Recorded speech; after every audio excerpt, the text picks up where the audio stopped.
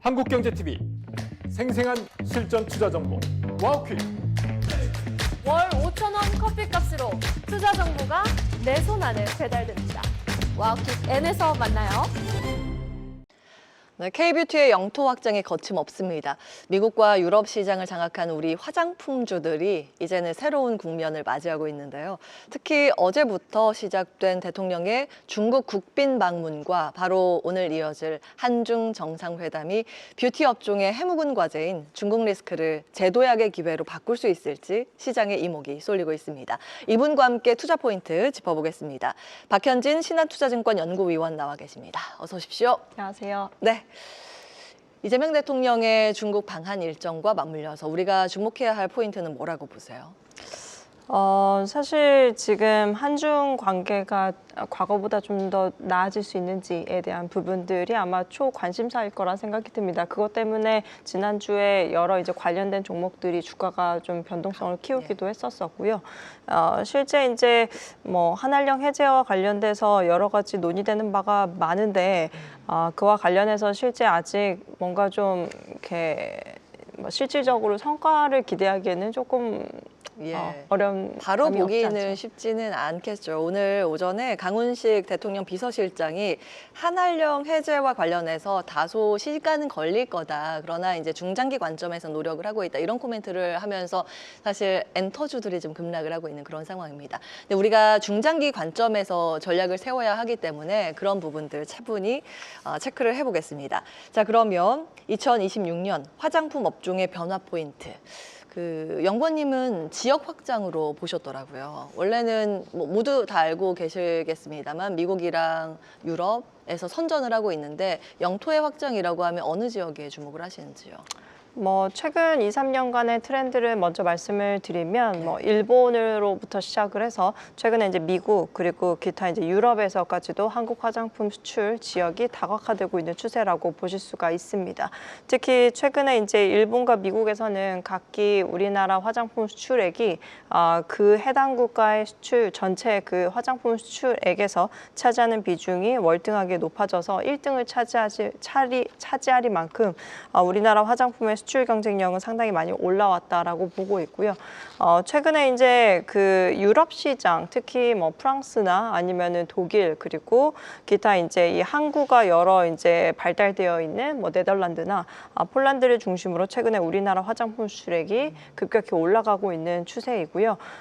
사실 유럽에서의 어떤 이 한국 화장품의 수출 판로가 커지는 부분들은 실제 미국에서보다 더 유럽은 어떻게 보면 진입 장벽이 더 높다라고 판단되는 바 있기 때문에 전체적으로 우리나라 화장품이 서구권 시장 안에서 침투를 높이고 있는 거에 가장 좀 주되게 구조적이다라고 설명할 수 있는 근거가 되는 것 같습니다. 네, 구조적인 변화, 우리 K뷰티의 약진 이 부분을 설명을 해주셨는데 글로벌 뷰티 트렌드가 지금 변화하고 있나요? 요즘에는 트렌드의 방향이 어디를 향해 가고 있는지요? 뭐 지금까지의 수출 트렌드는 지속해서 기초 화장품 중심으로 수출이 계속 좀 강화되고 있는 상황으로 좀 보실 수가 있습니다. 사실 우리나라 화장품은 기초 화장품이 모든 걸 설명한다 할 만큼 특히 에센스나 아니면 마스크팩 그리고 최근에는 이제 클렌징 제품류들까지 해서 좀 특정 카테고리에서 우리나라 화장품들이 침투를 높여가는 흐름이 좀 강하게 나타나고 있는 상황이고요. 최근에는 색조 앞단으로 좀 설명될 수 있는 이 약간 메이크업, 특히 이제 그 피부 메이크업 카테고리에서 우리나라가 최근에 좀 침투를 높여나가고 있는 추세라고까지도 설명을 드릴 수가 있을 것 같아요. 그래서 기초는 앞으로 기초대로 계속해서 수출의 판로를 이제 넓혀가면서 침투를 높여가되 거기에 이제 색조가 좀 더해가면서 계속해서 이 사이클을 연장한다라고까지도 표현을 드릴 수가 있을 것 같습니다. 그렇군요. 기초 화장품이 먼저 우리가 침투를 했었군요. 그리고 이제 색조 화장품으로 확대가 되고 있는 구간입니다. 화장품은 보통 그 연구원님은 어떤 걸 더 소비를 많이 하세요? 어떤 카테고리? 아무래도 이제 색조는 누군가는 바르고 누군가는 안 바르고 약간 선호하는 계층이 좀 다르지만은 기본적으로 기초 같은 경우는 약간 필수 소비재 느낌이 상당히 많이 나죠. 그래서 네. 기초 아이템에 대한 어떤 사용률이나 실제 그 해외 시장에 카테고리별 점유율을 놓고 보더라도 기초 카테고리가 상당히 큰 비중을 차지함을 아실 수가 있습니다. 특히 예. 우리나라 여성분들은 굉장히 세세하게 카테고리를 좀 세분화해서 단계적으로 좀 사용하는 모습이 좀 특징이 좀 있는데 사실 우리나라 여성분들만큼 다양한 카테고리를 접하는 소비자들이 전 세계에 걸쳐봐도 많지 않거든요. 예. 그런 어떤 특성들이 최근에 전 세계에서 조금 나타나고 있는 상황으로까지도 보여져요. 스킨, 토너, 로션, 에센스, 뭐 크림, 아이크림 뭐 이런 건가요? 맞습니다. 뭐 해외에서는 사실 이 정도까지는 안 바르는 거예요? 네, 우리나라 여성분들이 평균적으로 6개 이상의 기초 아이템들을 사용한다고 해요. 근데 이제 일본이나 미국은 보통은 뭐 4개 미만의 제품들을 사용한다라고 비춰봤었을 때 네. 우리나라 여성분들보다는 세부적으로 기초 아이템들이 조금 적을 수 있음을 의미하겠죠. 근데 그 적었던 카테고리에서 최근에 우리나라 제품들이 침투를 높여가고 있는 거기 때문에 사실 뭐 공감하시겠지만은 여성분들은 하나의 이 루틴이 생기면 그 루틴이 실제 내 피부에 악재가 되지 않는 한은 바꾸지 않죠. 네. 그래서 이 루틴 안에 자리하고 있다라는 점에서 구조적인 성장이라고 계속들 좀 얘기하는 거라고 봐주시면 좋을 것 같아요. 네. 그 한국인들 피부가 좋대 뭘 바르나 이렇게 궁금해서 한국인들이 바르는 그 카테고리 영역들의 관심도 해외에서 좀 높아지고 있는 것 같습니다. 그런 관점에서 그 화장품 탑픽을 APR로 잡으신 것 같거든요. 이것도 이제 기초 화장품 쪽이죠. 네, 맞습니다. APR 같은 경우는 이제 메디큐브라는 브랜드를 가지고 있고요.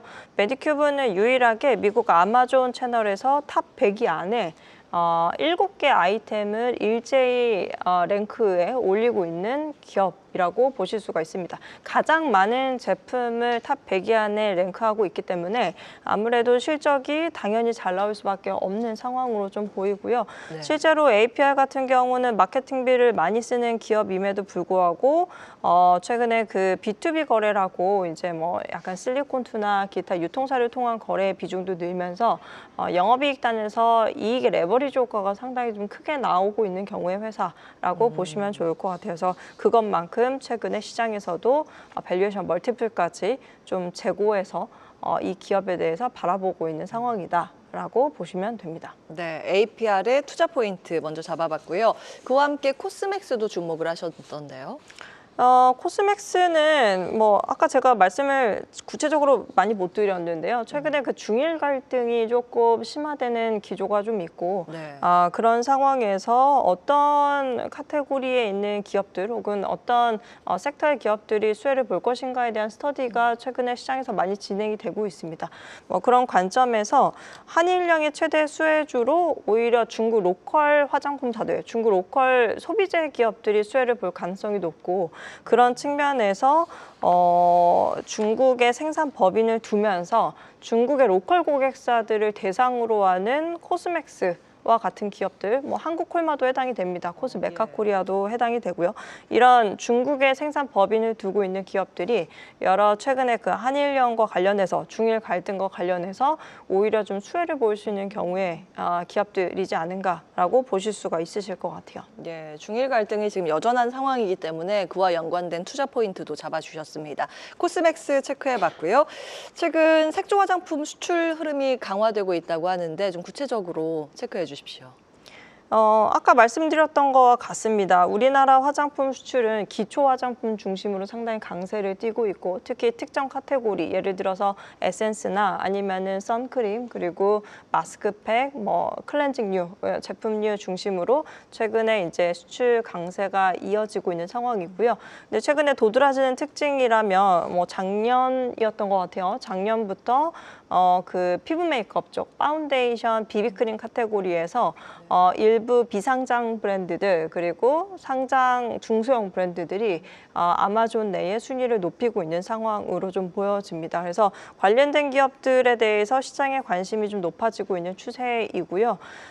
사실 색조는 어렵습니다. 기초는 뭐 피부색에 상관없이 모두가 좀 통용되어서 바를 수가 있지만 네. 색조는 사실 흑인과 백인이 다소 좀 화장하는 스타일도 좀 다르고요. 동양인과 서양인에도 약간 좀 선호하는 텍스처나 아니면 선호하는 색감 자체가 완전히 다르기 때문에 우리나라 기업들이 색조 제품을 가지고 미국 진출 혹은 유럽 진출을 할 때 가장 어려움이 R&D부터 다시 해야 된다라는 애로점을 상당히 많이 얘기를 하거든요.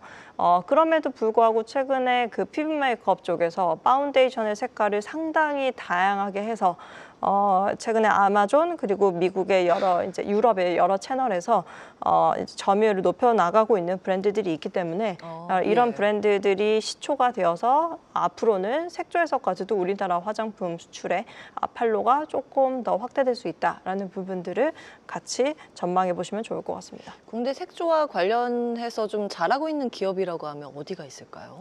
지금 뭐 비상장 기업 중에 구다이 글로벌에 속해 있는 티르티르라는 브랜드가 작년부터 지금까지도 지속해서 색조에서 가장 높은 순위를 좀 보여주고 있는 상황이고요. 지금 상장 준비하고 있죠, 구다이. 네, 그런 걸로 알고 있습니다. 그 외에도 이제 뭐 여러 이제 중소형사들 중에서 뭐 비상장 브랜드가 또 이것도 사실 비상장 브랜드이긴 합니다만 정샘물 브랜드 그리고 예. 그 외 미샤 브랜드들도 최근에 이제 미국 내에서 점유율을 높여 나가고 있는 경우여서 네. 그런 경우의 기업들이 미국향 실적이 좀 올라가지 않을까라고 기대하는 바입니다. 네, 색조 화장품 분야들 체크해봤습니다. 자, 그러면 마지막으로 올해 화장품 시장 전략 좀 깔끔하게 정리를 해주신다면요. 아까 뭐 지역 다각화에 대한 부분들을 간략하게 설명을 드렸습니다만은 종합해 보면 올해는 지역 다각화와 품목의 다각화가 동시에 일어날 수 있는 기업들이 상당히 매출과 이익의 레버리지를 마찬가지로 키워나갈 것이라고 보는 바 있고요. 관련된 기업으로 이미 작년에도 잘했던 기업이 올해도 잘할 가능성은 높다라고 보여집니다. 다만 작년에는 주구장창 APR만 주도되어서 가는 장이었다라고 보면 네. 올해는 APR 외에도 다수의 여러 대형사들이 같이 움직여주는 장이 되지 않을까라는 생각은 좀 들고요. 실제로 뭐 달바 글로벌이나 아모레퍼시픽도 최근에 인디뷰티 브랜드 딴에서 해외 채널 내에 순위를 높이고 있는 주요한 브랜드사들이거든요. 그래서 그런 기업들이 좀 다 같이 작년보다는 좀 나아질 수 있는 2026년이 되지 않을까 보는 바입니다. 예, 긍정적인 평가를 주셨네요. 전반적으로 화장품주가 쏠림 없이 가는 장세가 연출될지 체크포인트를 올려드리면서 마무리하겠습니다. 박현진 신한투자증권 연구위원 함께했습니다. 말씀 고맙습니다. 계속해서 다양한 경제 이슈를 알고 싶다면 구독과 좋아요, 알림 설정 부탁드립니다. AI 캐스터 권미정이었습니다.